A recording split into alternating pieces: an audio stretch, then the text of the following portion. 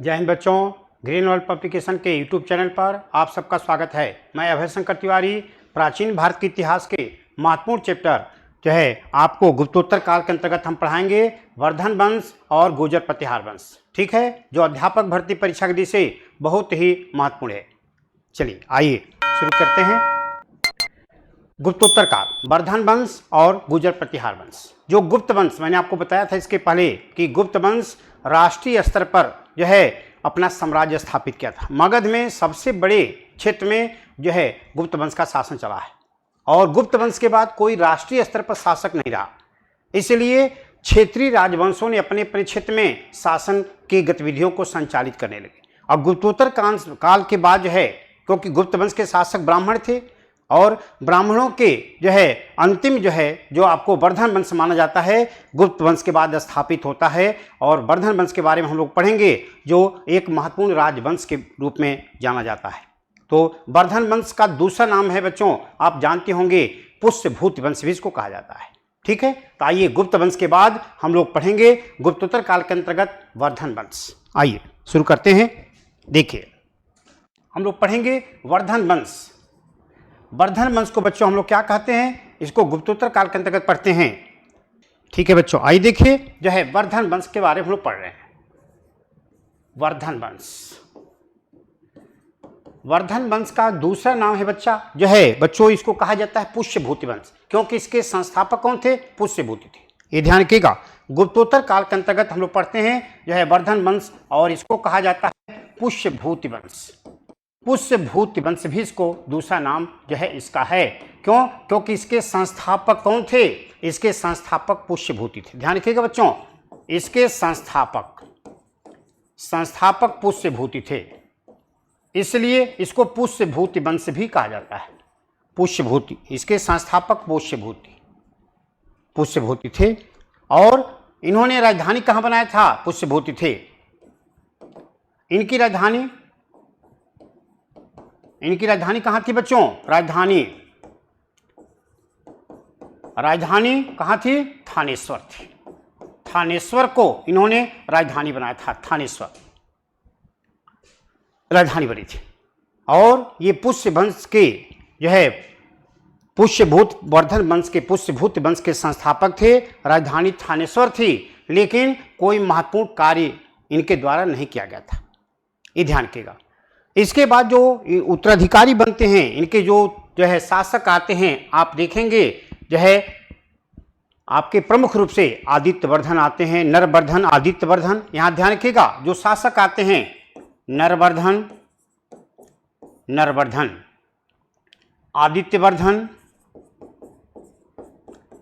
आदित्यवर्धन,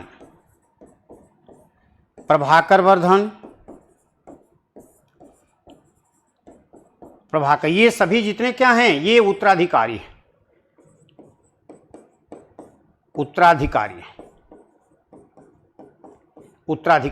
जो है आपके आते हैं। नरवर्धन, आदित्यवर्धन, प्रभाकर वर्धन, राज्यवर्धन, और अंतिम जो आ रहे हैं हर्षवर्धन आ रहे हैं। ये हर्षवर्धन, जिनके बारे में हम लोग को पढ़ना है बच्चों। अंतिम जो है ये अंतिम शासक है। अंतिम शासक हर्षवर्धन है। तो ये चीजों को हम लोग को देखना है। और इसमें जो महत्वपूर्ण है जो है वर्धन वंश के महत्वपूर्ण शासक जो है हर्षवर्धन है, जिनके अनेक महत्वपूर्ण कार्य है, जिनके बारे में पढ़ना है। ये तो शासक बने हैं लोग, लेकिन कोई महत्वपूर्ण इनकी उपलब्धि नहीं।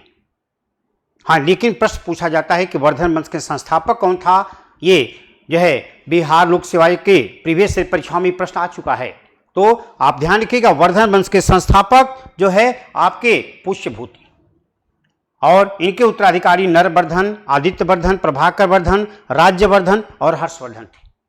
हर्षवर्धन के बारे में बच्चों हम लोग को पढ़ना है। ध्यान रखिएगा, जो है डिटेल में जो पढ़ना है हर्षवर्धन के बारे में पढ़ना है। हर्षवर्धन, जिसका एक नाम बच्चों शिलादित्य भी मिलता है। हर्षवर्धन का दूसरा नाम शिलादित्य मिलता है। शिलादित्य इसका नाम मिलता है। और इसका जो समय है 606 से लेकर के बच्चों 647 ईस्वी तक हर्षवर्धन ने शासन किया है। ये हर्षवर्धन का शासन काल है। और दूसरी बड़ी बात क्या है, हर्षवर्धन ने जो है अपनी राजधानी थानेश्वर, जो राजधानी थी थानेश्वर से नई राजधानी कन्नौज को बनाया था। ये आपकी जो है अध्यापक भर्ती परीक्षा में ये प्रश्न जो है, ऐसे प्रश्न आपके बहुत महत्वपूर्ण हैं, क्योंकि ऐसे प्रश्न आपसे पूछे जा रहे हैं। जो है अध्यापक भर्ती परीक्षाएं जो हुई हैं उसमें इस तरह के प्रश्न आए हैं, तो आगे भी जो जून में होने वाली परीक्षा है उसमें भी आने की पूरी संभावना है। तो ध्यान रखिएगा, जो है इन्होंने राजधानी, नई राजधानी कहां बनाया, कन्नौज को, नई राजधानी कन्नौज को बनाया, कन्नौज को बनाया था, कन्नौज थी, ये ध्यान रखिएगा, इनकी नई राजधानी कन्नौज थी। और हर्षवर्धन जो है कन्नौज जो है नदियों का, गंगा नदी का प्रमुख कछाड़ी क्षेत्र, बहुत उपजाऊ भूमि थी, सामरिक दृष्टि से भी बहुत महत्वपूर्ण था, और जो है कन्नौज को नई राजधानी बनाया, जो अब जो है राजनीतिक गतिविधियों का प्रमुख केंद्र हो गया। इसके पहले मैंने पढ़ाया हुआ आपको बताया है कि पाटलिपुत्र प्राचीन भारत के इतिहास में राजनीतिक गतिविधियों का प्रमुख केंद्र था। अब पाटलिपुत्र का स्थान जो है अब कन्नौज ले लेता है। तो पूर्व मध्यकाल में आप देखेंगे जो है जो त्रिपक्षीय संघर्ष हो रहा है वो कन्नौज को लेकर के हो रहा है। तो आगे पढ़िए, यहाँ पर देखिए, हर्षवर्धन जिसको शिलादित्य भी कहा जाता था, इसका शासनकाल है 606 से 647 ईस्वी तक। और हर्षवर्धन जो है कन्नौज को राजधानी बनाया था, और कन्नौज में ये आप जो है दरबार में, कन्नौज में विद्वानों को संरक्षण भी प्रदान किया था, ध्यान रखिएगा, विद्वानों को संरक्षण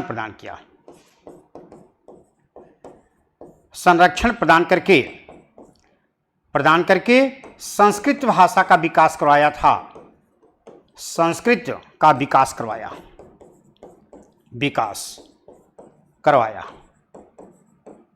करवाया था। और इसमें आपके बाणभट्ट, बच्चों ध्यान रखिएगा, जो है इसके दरबार में प्रमुख रूप से रहते थे बाणभट्ट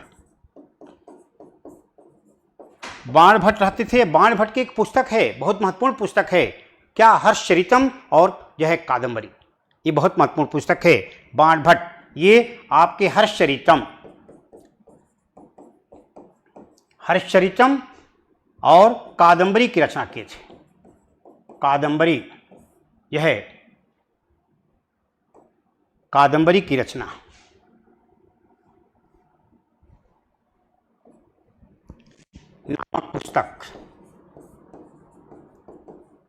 नामक पुस्तक लिखे थे, ये ध्यान रखिएगा, इनके दरबार में रह करके ही। इसके अलावा मयूर, मतंग तथा दिवाकर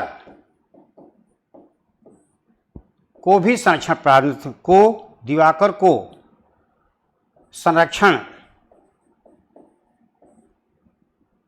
प्राप्त था, ये ध्यान रखिएगा। तो हर्षवर्धन संस्कृत भाषा का यह विकास करवाया। दूसरी बड़ी बात क्या है, हर्षवर्धन जो है स्वयं संस्कृत भाषा के एक अच्छा जानकार था, ये ध्यान रखिएगा। आपकी परीक्षा में प्रश्न आता है कौन सा शासक था जो संस्कृत भाषा के विकास में महत्वपूर्ण योगदान दिया था, तो हर्षवर्धन को जानिएगा। और पहले आप इसका स्क्रीनशॉट ले लीजिए, तब आगे आपको चलते हैं, इसके आगे बताएंगे, स्क्रीनशॉट आप ले लें, ठीक है, आप स्क्रीनशॉट ले लें, तब हम आगे बता रहे हैं आपको। आइए,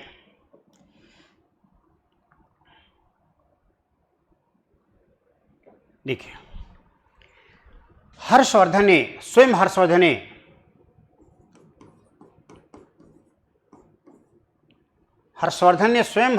क्या किया था भाई, जो है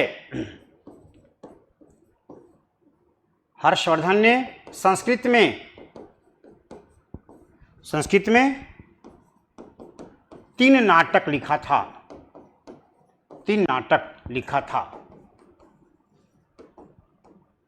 था, जिसके आपके नाम है, परीक्षा में आता है, निम्नलिखित में कौन सी हर्ष की रचना नहीं है, ये ध्यान रखिएगा। और जो है तो आपके देखेंगे नागानंद, रत्नावली और प्रियदर्शिका,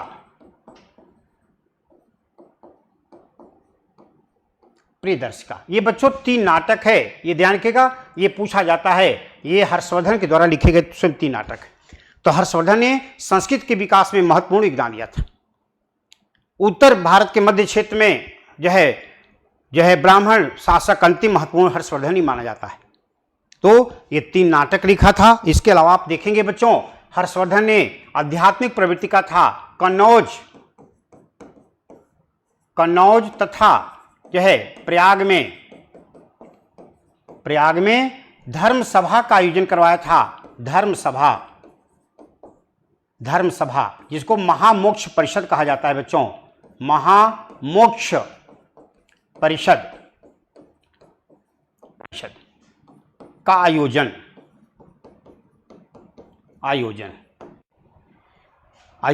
हर्षवर्धन ने करवाया था।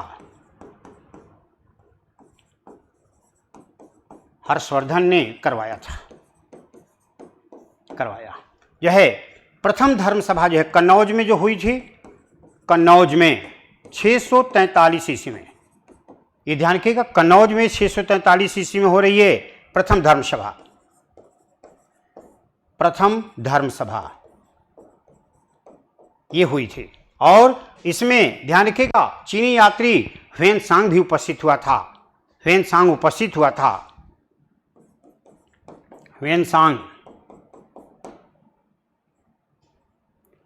ह्वेनसांग जो है चीनी यात्री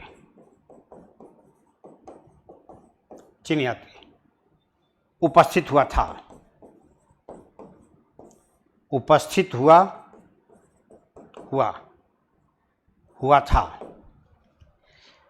ये ध्यान रखिएगा। दूसरा आपके प्रयागराज में, आज जो प्रयागराज कहा जा रहा है, पहले प्रयाग ही कहा जाता था, और ये आपके 646 ईस्वी में द्वितीय धर्म सभा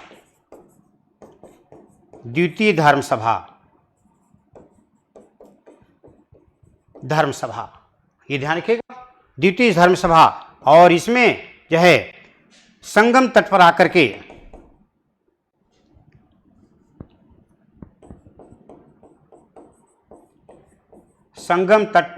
जो है आकर हर्षवर्धन जो है यज्ञ हवन तथा भंडारा करवाया था।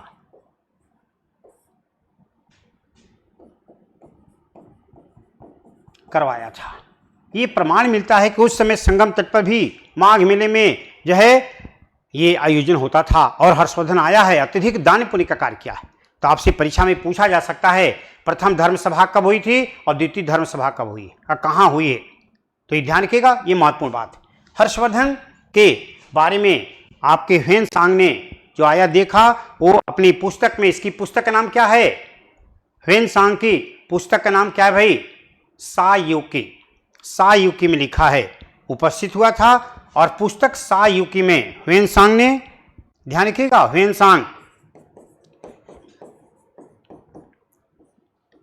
ह्वेनसांग ने अपने 14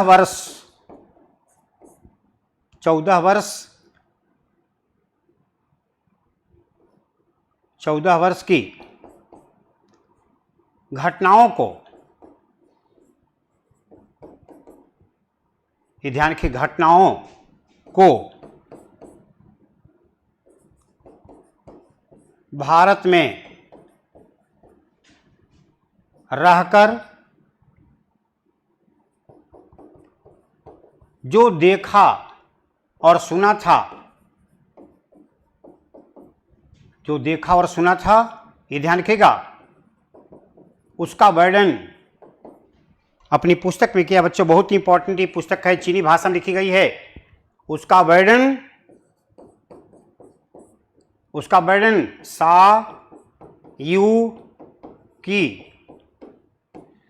सायुकी नामक पुस्तक चीनी भाषा में नामक पुस्तक में किया है। तो हर्षवर्धन के बारे में बच्चों जानकारी प्राप्त करने के लिए ह्वेन-सांग की पुस्तक एक महत्वपूर्ण बात है। बाणभट्ट ने भी हर्षचरित्र में हर्षवर्धन के कार्यों की प्रशंसा की है। तो हर्षवर्धन एक प्रतापी शासक थे, ये ध्यान रखिएगा। लेकिन दुर्भाग्य जो है, आप इसकी स्क्रीनशॉट ले लीजिए, आप इसका स्क्रीनशॉट ले लें तो आगे चलते हैं हम। जैसे मैंने कहा कि हर्षवर्धन प्रकर्मी शासक थे और जो है अंतिम जो है हिंदू शासक माने जाते हैं इस काल के, जो है जिनके शासन काल में जो है विकास हुए थे। और हर्षवर्धन ध्यान रखिएगा लगभग 622 ईस्वी में नर्मदा नदी के तट पर हर्षवर्धन को जो है पुलकेशिन द्वितीय ने, पराक्रमी शासक था पुलकेशिन द्वितीय ने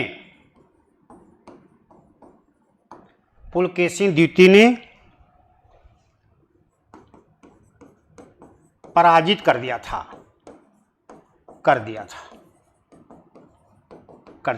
ये ध्यान रखिएगा, एक महत्वपूर्ण बात है, ये आपसे परीक्षा में पूछा जा सकता है, इंपॉर्टेंट प्रश्न है, आया हुआ है प्रीवियस ईयर एग्जाम में। ये प्रश्न आया हुआ है कि हर्षवर्धन एकमात्र किससे पराजित हुआ था? तो चालुक्य वंश के शासक थे पुलकेशिन द्वितीय। ये ध्यान रखिएगा, ये पुलकेशिन द्वितीय कौन थे?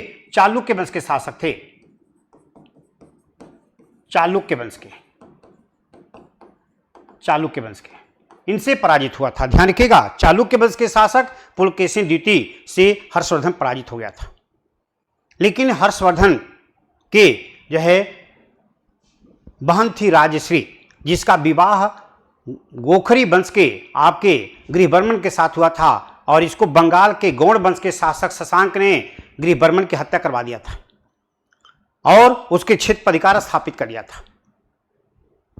राजश्री जो है अपने आत्मसम्मान को बचाए रखने के लिए आत्मदाह करने जा रही थी। उसी समय हर्षवर्धन पहुंचता है और जो है अपनी बहन राजश्री को ऐसा करने से रोकता है, और बंगाल के शासक जो है गौड़ शासक शशांक को युद्ध में पराजित करके खोए हुए साम्राज्य को, जो इसके बहनोई को पराजित करके अधिकार किया था, उसको पुनः वापस दिलाता है। तो ध्यान रखिएगा, जो है पराजित कर दिया था। बंगाल के शासक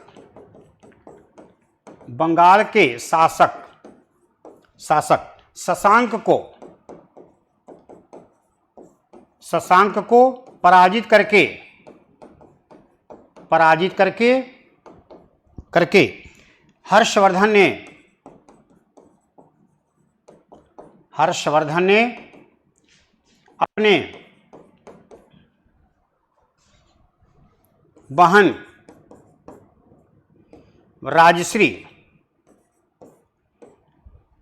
बहन राजश्री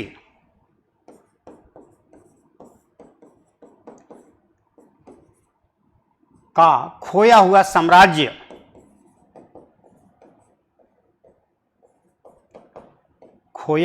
साम्राज्य वापस दिलाया था बच्चों।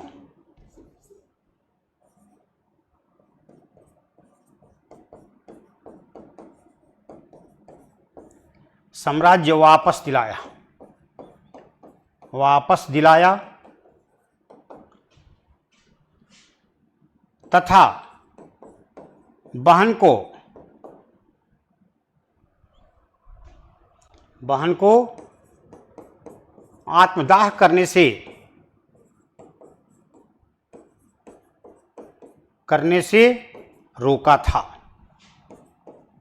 रोका बचाया था, न तो नहीं पहुंचा होता तो आत्मदाह कर लेती, रोका था। ये ध्यान रखिएगा, ये आपके परीक्षा में प्रश्न आ सकता है कि जो है हर्षवर्धन की बहन कौन थी और उसके जो है पति को किसने जो है हत्या करवा करके उसके क्षेत्र पर अधिकार स्थापित कर लिया था? तो बंगाल के गौड़ वंश के शासक था शशांक, यह है जो अपने मित्र से इसकी हत्या करवा करके इसके क्षेत्र पर अधिकार स्थापित कर लिया था। ठीक है, इतनी बात क्लियर है। चलिए आगे देखें। जो है 647 ईस्वी में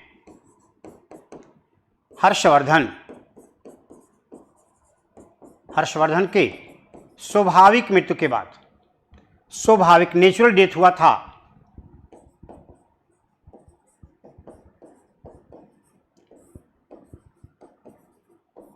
मृत्यु के बाद,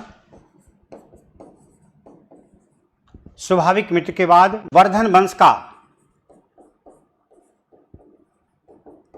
वंश का अंत हो गया था। अंत हो गया था क्योंकि हर्षवर्धन निसंतान था। इसका कोई उत्तराधिकारी नहीं था। तो गुप्त वंश के बाद जो राजनीतिक स्थिरता उत्पन्न हुई थी उसका पूरा लाभ जो है आपके वर्धन वंश के शासकों ने उठाया और अपने क्षेत्र में प्रभुत्व स्थापित करके शासन किया था। हर्षवर्धन इसमें प्रमुख रूप से माना जाता है क्योंकि इस काल में अंतिम ब्राह्मण शासक जो है उत्तर मध्य का वही माना जाता है। ये ध्यान रखिएगा। उसके बाद कोई महत्वपूर्ण शासक नहीं हुआ है। ठीक है, इतनी बात। आगे देखें, आइए।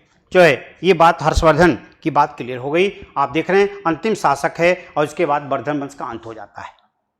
ठीक है, चलिए। अब गुप्त वंश के बाद आप देख रहे हैं जो है कि कन्नौज राजनीतिक गतिविधियों का प्रमुख केंद्र हो गया है। और कन्नौज के लिए कैसे समस्याएं उत्पन्न हो रही हैं और किन किन राजवंशों के बीच में संघर्ष हो रहा है, इस पर हम लोग बात करेंगे। लेकिन इसके पहले हम देख रहे हैं आपको कि आगे, पहले आप स्क्रीन शॉट ले लीजिए तो हम आगे चलते हैं। इसका स्क्रीन शॉट ले लीजिए,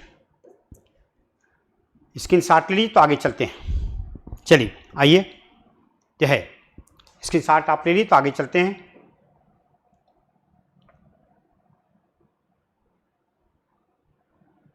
आइए, हम लोग को जो पढ़ना है बच्चों, गुप्तोत्तर काल में आपके जो मुख्य वंश है, दूसरा वंश है गुर्जर प्रतिहार वंश। इसको हम लोग देखेंगे, गुर्जर प्रतिहार वंश।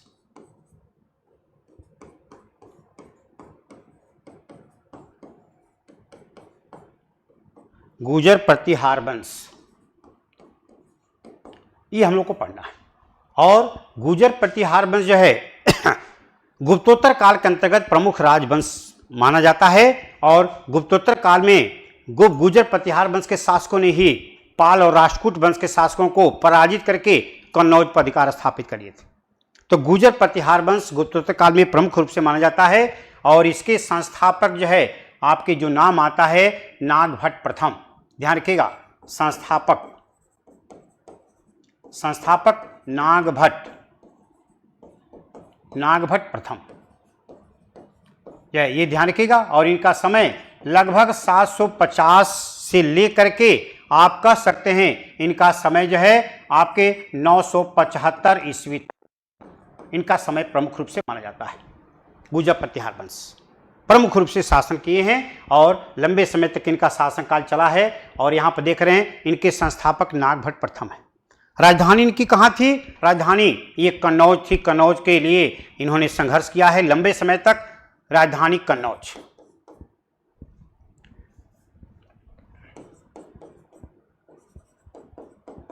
राजधानी कन्नौज को बनाए थे। और इनके बीच में नागभट्ट प्रथम थे, संस्थापक थे। कन्नौज पर अधिकार स्थापित करने के लिए,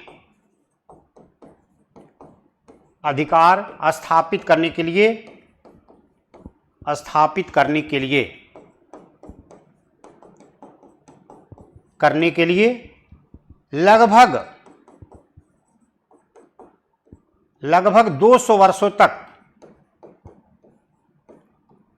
वर्षों तक पाल और राष्ट्रकूट वंश के शासकों से युद्ध किए हैं।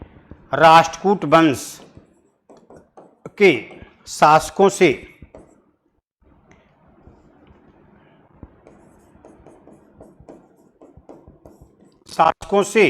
जो है इनका संघर्ष हो रहा है,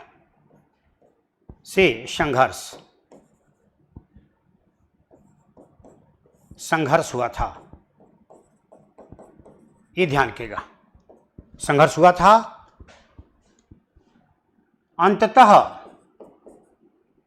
अंततः बच्चों ध्यान रखिएगा,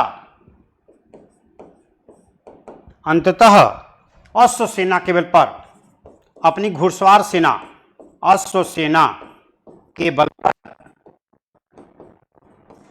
पर गुर्जर प्रतिहार वंश के शासकों ने प्रतिहार वंश के शासकों को सफलता मिली थी, सफलता प्राप्त हुई थी। ये ध्यान रखिएगा। तो लंबे समय तक गुर्जर प्रतिहार वंश शासकों ने शासन किया है और इनका जो क्षेत्र था यह है उत्तरी पश्चिमी भारत, उत्तर पश्चिम भारत प्रमुख क्षेत्र था, प्रमुख क्षेत्र था जहां ये शासन करते थे। लेकिन वहां से आकर के ये मध्य भारत के क्षेत्रों में अधिकार स्थापित करना चाहते थे। गुर्जर आज भी जो है राजस्थान के क्षेत्रों में, गुजरात के क्षेत्रों में बहुत अधिक संख्या में, बहुत जो है कर्मठ होते हैं। बड़ी जो है जितनी पोस्टें हैं गुर्जर प्रतिहार वंश के शासकों ने अधिकांश पोस्टों पर उसमें इनका दबदबा है, ये ध्यान रखिएगा। तो जो है उत्तर पश्चिम भारत प्रमुख क्षेत्र था इनका उत्तर पश्चिम भारत जो है प्रमुख क्षेत्र था, इनका प्रमुख क्षेत्र था, ध्यान रखिएगा। और ये लंबे समय तक शासन किए हैं। इनके उत्तराधिकारी जो आ रहे हैं आप देखेंगे, उत्तराधिकारी कौन कौन आए हैं आप यहां पर देखेंगे। उत्तराधिकारी आ रहे हैं वत्सराज आ रहे हैं, नागभट्ट द्वितीय आ रहे हैं, मिहिर भोज आ रहे हैं, मिहिर भोज ध्यान रखिएगा जो है विद्वान शासक थे मिहिर भोज। और जो है महेंद्रपाल आ रहे हैं, महेंद्रपाल इनके जो है ये प्रमुख रूप से शासक हुए हैं। तो इनके बारे में आपको देखना है। जो है वास्तविक संस्थापक जो है ये आपके नागभट्ट प्रथम ही माने गए हैं वास्तविक संस्थापक। कहीं कहीं हरिश्चंद्र का भी नाम आता है, लेकिन वास्तविक संस्थापक जो है नागभट्ट प्रथम ही हैं, ये ध्यान रखिएगा। चलिए महेंद्रपाल जो है अंतिम शासक हैं गुर्जर प्रतिहार वंश के महेंद्रपाल। और इन्हीं के दरबार में ध्यान रखिएगा जो है बताएंगे आपको महेंद्रपाल के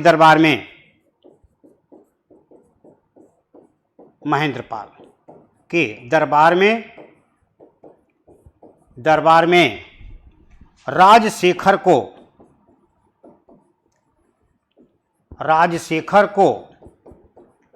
संरक्षण प्राप्त था,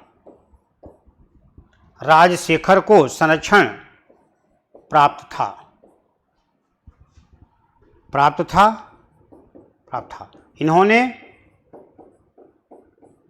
इन्होंने बाल रामायण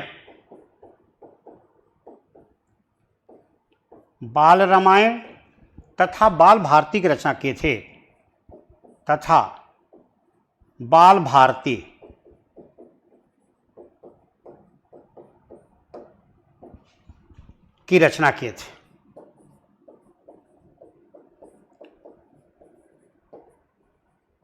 ये बच्चों जानना है। ये आपसे प्रश्न किया जा सकता है कि गुर्जर प्रतिहार वंश का संस्थापक कौन था, राजधानी कहाँ थी और इनका प्रमुख क्षेत्र कहाँ था। इनके उत्तराधिकारी जो हुए हैं नागभट्ट प्रथम के वत्सराज, नागभट्ट जो है आपके यहाँ आप कह सकते हैं नागभट्ट द्वितीय, मिहिर भोज हैं, महेंद्रपाल है, ये ध्यान के। इसके बाद महिपाल भी आते हैं जो है प्रमुख रूप से महेंद्रपाल और महिपाल भी आते हैं, महिपाल ये शासक आते हैं, ध्यान रखिएगा। लेकिन महेंद्रपाल के दरबार में ही राजशेखर जो है संस्कृत के विद्वान थे और इनको संरक्षण प्रदान किया गया था, जहां पर ये रह करके बाल रामायण और बाल भारती जैसी पुस्तक की रचना किए थे। तो ये आपसे प्रश्न किया जा सकता है, इस चीज को आपको जानना है, ये ध्यान रखिएगा। तो इनके शासनकाल में निश्चित रूप से विकास हुआ था। गुर्जर प्रतिहार वंश के शासकों की अश्व सेना बहुत मजबूत थी और अश्व सेना के बल पर ही इन्होंने जो है मध्य भारत के क्षेत्रों पर, गंगा घाटी के क्षेत्रों पर भी अधिकार स्थापित करने का प्रयास किया था। तो ध्यान रखिएगा इनके जो है अधिकार स्थापित करने के लिए त्रिपक्षीय संघर्ष हुआ है और इस पर बात होगी, ये किस तरह से अधिकार स्थापित करते हैं इस पर हम आपको बताएंगे। लेकिन आप स्क्रीनशॉट आप इसका ले लीजिए, इसका स्क्रीनशॉट ले लें आप, तब आगे हम चलते हैं। ठीक है, आइए स्क्रीनशॉट ले लिया आप।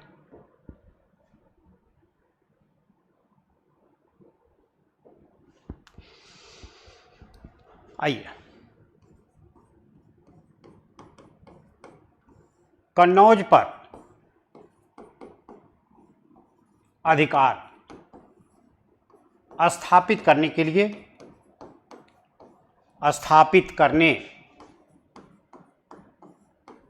के लिए त्रिपक्षीय संघर्ष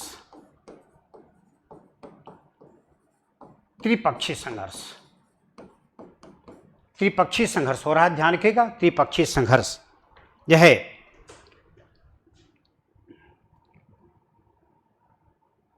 200 वर्षों तक चला था। 200 वर्षों तक चला था। इसमें यह गुर्जर प्रतिहार वंश के शासक ही गुर्जर प्रतिहार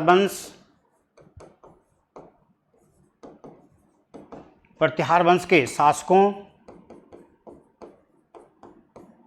ने सफलता प्राप्त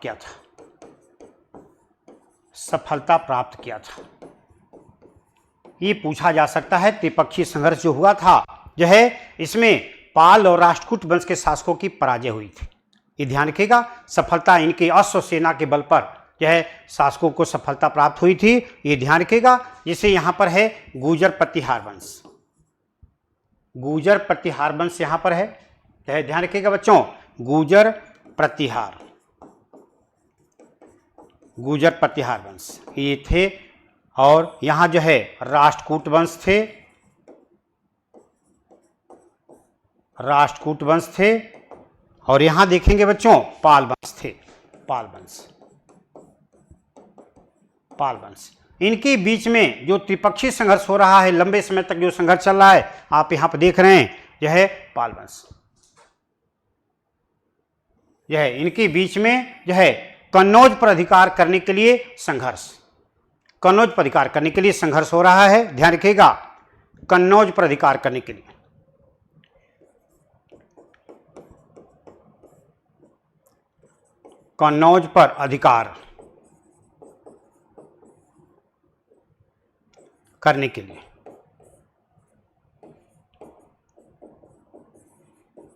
तो आप यहाँ पर देखेंगे जो है, आप जैसे यहाँ पर देख रहे हैं कि आपके वत्सराज हैं, नागभट्ट हैं, मिहिर भोज हैं,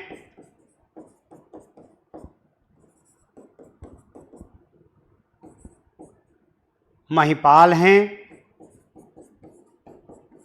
ये प्रमुख रूप से शासक हो रहे हैं। यहाँ देखेंगे राष्ट्रकूट वंश के शासक जो है आपके यहाँ नागभट्ट द्वितीय लिख लीजिए, नागभट्ट प्रथम ये हो गए। यहाँ देखेंगे दंत दुर्ग थे, इसके संस्थापक थे दंत दुर्ग थे, ध्रुव। उसके बाद अमोधवर्ष हैं, अमोधवर्ष से इसमें है। ये ध्यान रखिएगा, प्रमुख रूप से यह अमोधवर्ष भी इसमें प्रमुख रूप से शासकों में माने जाते हैं। लंबे समय तक राष्ट्रकूट वंश के शासक ये जो है प्रतिहार वंश के शासकों से युद्ध किए हैं। और यहाँ देखेंगे आपके गोपाल हैं, धर्मपाल,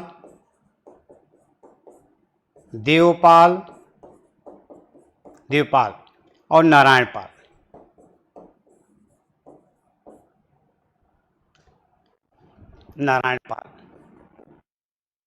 ये प्रमुख रूप से ये शासक हुए हैं। ध्यान रखिएगा, अमोधवर्ष में लिखा हूं यह है, ये जैन धर्म का अनुयायी था। ध्यान रखिएगा, जैन धर्म के अनुयायी। राष्ट्रकूट वंश के शासक वैसे भी जैन धर्म के अनुयायी थे, और ये पाल वंश के शासक जो हैं बौद्ध धर्म के अनुयायी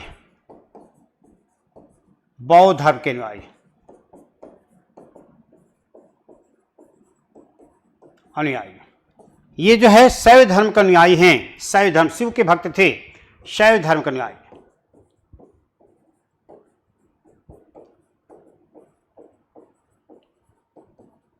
के अनुयायी।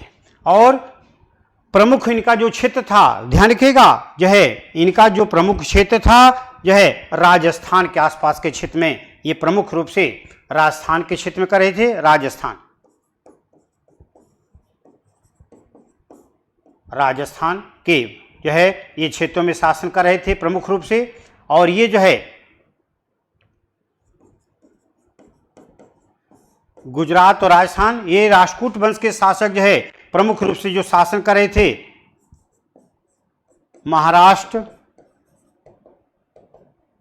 महाराष्ट्र में प्रमुख रूप से शासन कर रहे थे।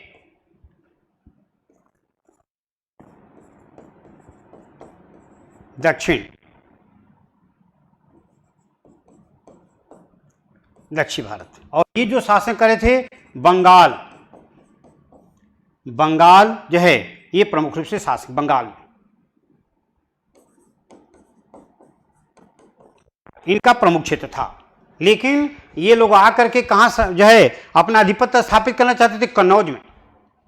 ये कन्नौज पर अधिकार स्थापित करना चाहते थे, जो कि यह है कन्नौज सामरिक दृष्टि से बहुत महत्वपूर्ण था, गंगा के तट पर स्थित और जो है बहुत उपजाऊ भूमि। सभी चाहते थे, गुप्तोत्तर काल में जो है कन्नौज को लेकर के लंबे समय तक संघर्ष चला है। सब चाहें कि हमारा अधिकार स्थापित हो जाए तो हमारा अधिकार स्थापित हो जाए। लेकिन जो है अंत में आप देख रहे हैं कि इनकी जो है गुजर प्रतिहार वंश की अश्व सेना बहुत मजबूत थी। अश्व सेना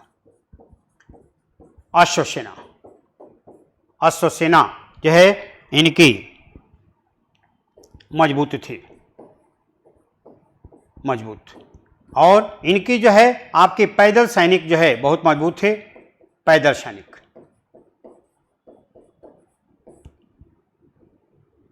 अधिक थे। यहां जो है आप देखेंगे जो है पाल वंश के शासकों के आपके हस्त सेना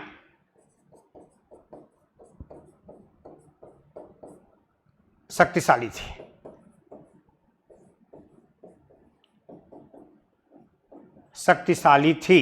लेकिन फिर भी जो है हस्त सेना के जो है सामने घुड़सवार सेना हावी हो गई, क्योंकि जहां घोड़े पहुंच सकते हैं हाथी नहीं पहुंच सकते हैं। जो काम घोड़े कर सकते हैं जितने आसानी से हाथी नहीं कर सकते। तो इसलिए अश्व सेना के बल पर गुजर प्रतिहार वंश के शासकों ने सफलता प्राप्त किए और लंबे समय तक कन्नौज पर अधिकार स्थापित किए। कन्नौज लगभग 200 वर्षों तक जो है संघर्ष का प्रमुख रूप से कारण बना रहा। तो इन चीजों को आपको देखना है कि कन्नौज आर्थिक दृष्टि से क्यों इतना संपन्न हो गया था। और यही जो है राजनीतिक अस्थिरता के कारण था कि जो है भारत पर जो है मुसलमानों के आक्रमण शुरू हो गए थे। क्योंकि जब देश में एकता नहीं रहेगी तो उसका पूरा लाभ जो है आपके अन्य क्षेत्रों पर जो है दूसरा उठाने लगता है। इसी कारण से बच्चों जानते होंगे कि भारत में जो है आगे किस तरह से अरबों का आक्रमण हो रहा है। और ये प्रथम मुस्लिम आक्रमणकारी हैं अरब, जो सफलतापूर्वक आक्रमण करके और सिंध क्षेत्र पर अधिकार स्थापित करते हैं। तो उस पर बात होगी, लेकिन पहले आप ये इसको जो है स्क्रीन शॉट आप ले लीजिए जितना जल्दी हो, तो आगे चलते हैं। इसका स्क्रीन शॉट आप ले लें, ठीक है। आइए स्क्रीन शॉट ले लें आप, इसका स्क्रीन शॉट आप ले लें। ये ध्यान रखिएगा जो है। आइए अब देखिए, यह है राजनीतिक अस्थिरता उत्पन्न हो जाने के कारण, राजनीतिक अस्थिरता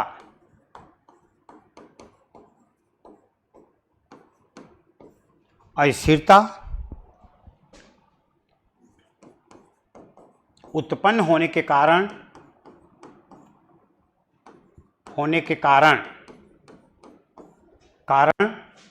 भारत पर अरबों का आक्रमण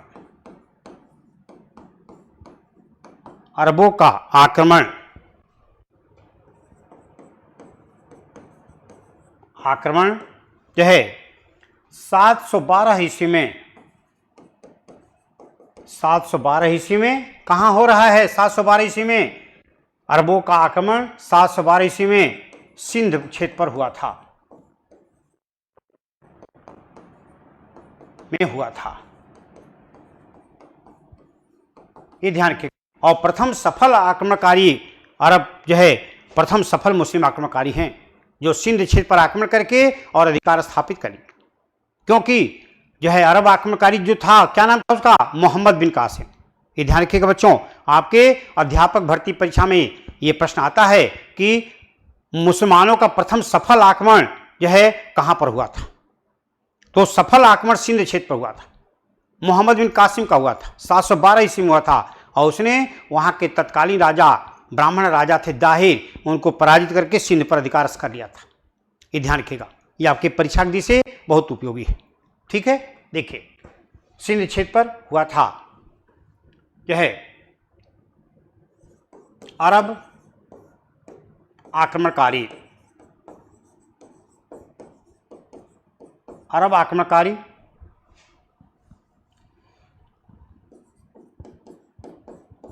मोहम्मद बिन कासिम ने,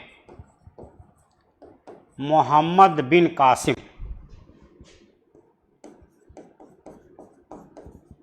कासिम ने तत्कालीन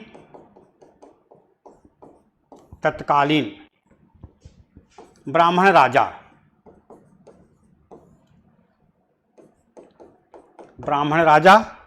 दाहिर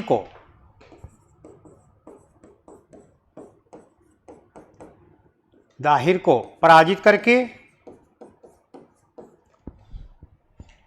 पराजित करके सिंध पर अधिकार स्थापित कर लिया था, सिंध पर अधिकार स्थापित कर लिया था, अधिकार स्थापित कर लिया था।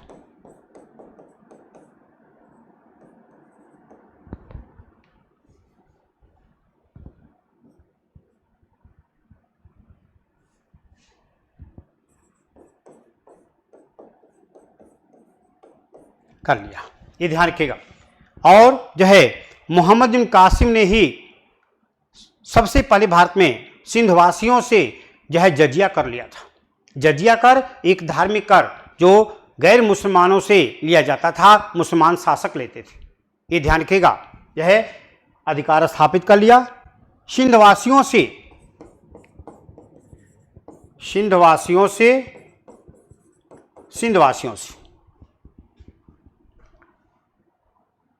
वासियों से सर्वप्रथम भारत में आप कह सकते हैं, भारत में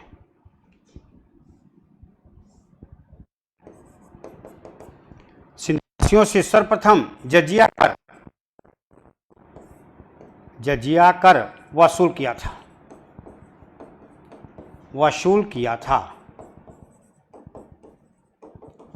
था। लेकिन ये बच्चों जानते रहिएगा, परीक्षा में प्रश्न आया है कि जजिया कर जो है मोहम्मद बिन कासिम किन से नहीं लेता था। ये बहुत इंपॉर्टेंट प्रश्न है बिहार भर्ती अध्यापक परीक्षा के लिए। तो ध्यान रखिएगा, ब्राह्मणों से और विकलांग लोगों से, गरीब लोगों से जजिया कर नहीं लेता था। ये ध्यान रखिएगा, ब्राह्मणों से भारत में सबसे पहले जजिया कर फिरोज शाह तुगलक ने लिया है। और अंतिम मुगल वंश का जो कट्टर धर्मांध शासक था औरंगजेब, उसने तो अपने साम्राज्य में सभी गैर मुसलमानों से जजिया कर लिया, यहाँ तक कि पुर्तगालियों से भी लिया, कहा कि तुम भी मुसलमान नहीं, तुम भी दो। तो औरंगजेब ने तो किसी को नहीं छोड़ा था, जबकि उसके परदादा अकबर जो है 1564 में ही जजिया कर समाप्त कर दिए थे। लेकिन 1689 ईस्वी में औरंगजेब ने पुनः जजिया कर लेना शुरू कर दिया 119 वर्ष के बाद। जहांगीर, शाहजहां नहीं लेते थे, लेकिन औरंगजेब लेना शुरू किया था। तो जजिया एक धार्मिक कर है, ये ध्यान रखिएगा, जो है गैर मुसलमानों से मुसलमान शासक लेते थे। ये ध्यान रखिएगा, जजिया कर वसूल किया था। लेकिन ब्राह्मण,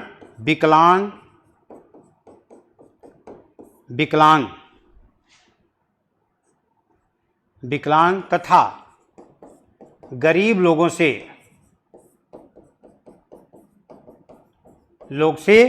जजिया कर नहीं लेता था, नहीं वसूला था। नहीं वसूला था, ये ध्यान रखिएगा। और एक महत्वपूर्ण बात है, ध्यान रखिएगा, सिंध क्षेत्र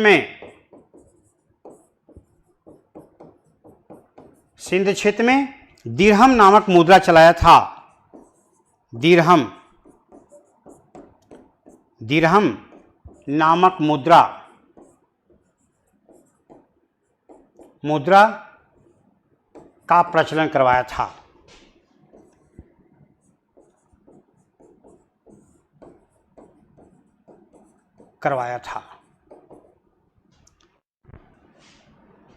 इन सभी घटनाओं का वर्णन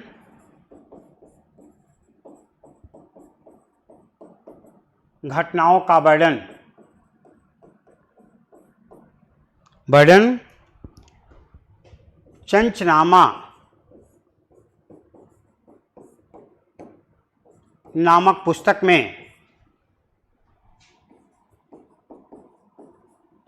अरबी भाषा में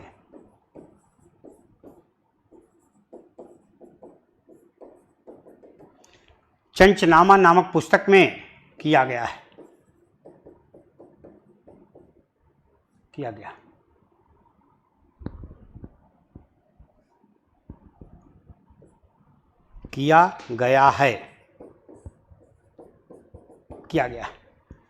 एक और महत्वपूर्ण बात है बच्चों, आपके अध्यापक भर्ती परीक्षा के दृष्टि से ये प्रश्न आ सकता है। ध्यान रखिएगा कि यह अरबों की देन क्या है, अरबों ने सिंध क्षेत्र में क्या क्या प्रचलित करवाया था, ये प्रश्न आता है। ध्यान रखिएगा, अरबों ने सिंध क्षेत्र में ऊंट पालन और खजूर की खेती बड़े पैमाने पर प्रारंभ करवाया था। ये आपके बीपीएससी में ये प्रश्न कई बार आ चुका है, तो अध्यापक भर्ती परीक्षा में भी आने की पूरी संभावना है। ठीक है, जो आपके संभावित जून में होने जा रही है, तो उसके लिए आप तैयारी करिए। जो है ये ध्यान रखिएगा, अरबों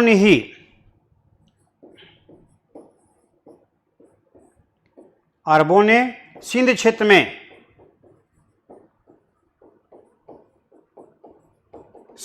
में ऊंट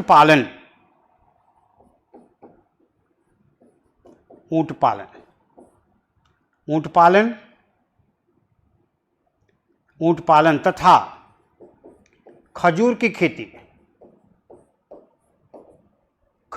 खेती बड़े पैमाने पर प्रारंभ करवाए थे।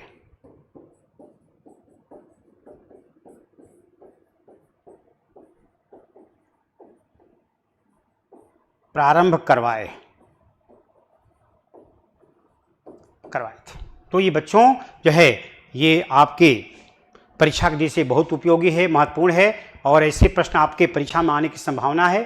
ठीक है, तो इसका आप स्क्रीनशॉट ले लें, जल्दी से आप इसका स्क्रीनशॉट ले लें और जो है अच्छे ढंग से आप जो है इसको तैयार करें, क्योंकि इससे परीक्षा में आपके प्रश्न निश्चित ही आएंगे। ये मान कर चलिए कि आपको इससे प्रश्न एक मिलना ही मिलना है आपके पूर्व मध्यकाल से, जो गुप्तोत्तर कहलाता है। इसको आपके दिल्ली सल्तनत के पहले हम लोग पढ़ते हैं और ये बहुत उपयोगी है। त्रिपक्षीय संघर्ष भी बहुत इंपॉर्टेंट है, इसी को ध्यान रखिएगा। तो इसलिए आप स्क्रीनशॉट आप ले लें, इसको जो है स्क्रीनशॉट आप ले लें, आगे चलते हैं। तो आपके लिए बहुत उपयोगी है और अच्छे ढंग से इसको तैयार करिए और जो है आपके लिए लाभदायक होगा। इसके साथ ही जो है आज की पढ़ाई यहीं होगी, इसके आगे हम लोग आगे पढ़ेंगे और आप अच्छे ढंग से तैयार करिए जो है, और मैं उम्मीद कर रहा हूं कि आप इसके जो है अधिक से अधिक लाभ प्राप्त करेंगे। ठीक है, थैंक यू वेरी मच, बहुत बहुत धन्यवाद आप सबको।